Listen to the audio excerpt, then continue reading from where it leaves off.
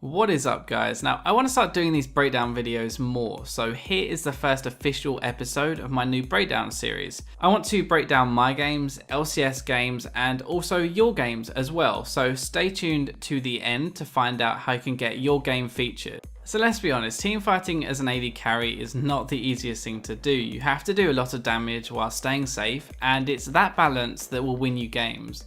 It's basically like this scale on screen. At one end you're doing damage and at the other you're staying safe, and you need to find that perfect balance.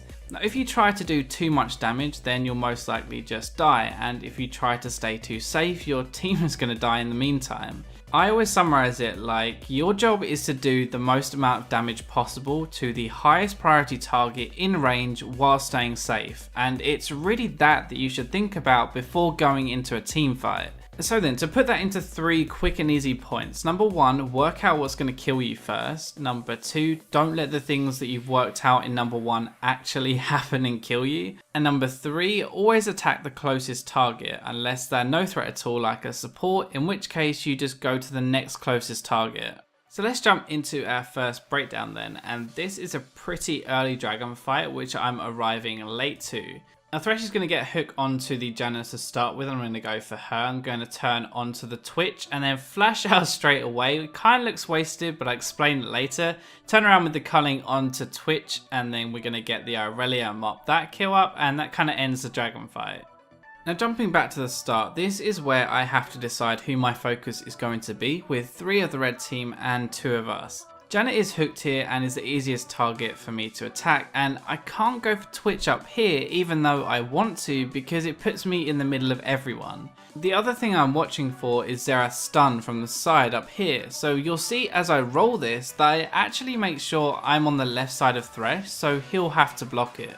Now as I played this before, you'll notice I flashed just after this and it kind of seems wasted, right? Well, this right here, this Irelia is why I did it. Irelia's stun lasts for so long, and if I get stunned right here in the middle of all 3 carries, I'm gonna die. That's why I flashed now, to make sure she can't stun me, and even if she flashes after me, I'll be away from Xerath and Twitch. Now as it turns out, Thresh drops the box right here, slowing Irelia and meaning that she can't chase me, so I get to turn around and culling Twitch, picking up that kill and mopping up Irelia after. Now let's move to the next fight, and it's not so much a team fight really, but just a play that I want to break down because there isn't much I can do here, but I should have really anticipated it. So Xerath's going to ult behind me, then Twitch and Jarvan both ult me. I get hit by one of the Xerath ults before I just have to run away, and unfortunately I have to leave and the team actually loses the fight.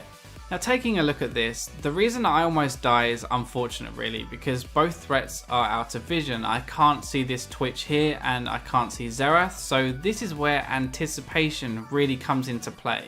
I said before, at this point there isn't really much I can do. When Xerath ults I have to move forward because he's smartly placed it just behind me, and that's when Twitch unloads on me. At this point that it's frozen, I can't really do anything to change what happens, but really I should have been standing over here on the left near Thresh. Now standing here means it's harder for Twitch to get into me anyway, and if he does he'd be in range of an instant Thresh hook which would have let us turn it. This is all good in hindsight, but really I should have been thinking ahead, and anticipation is really a big part of team fighting as an AD, and hopefully this kind of shows you why.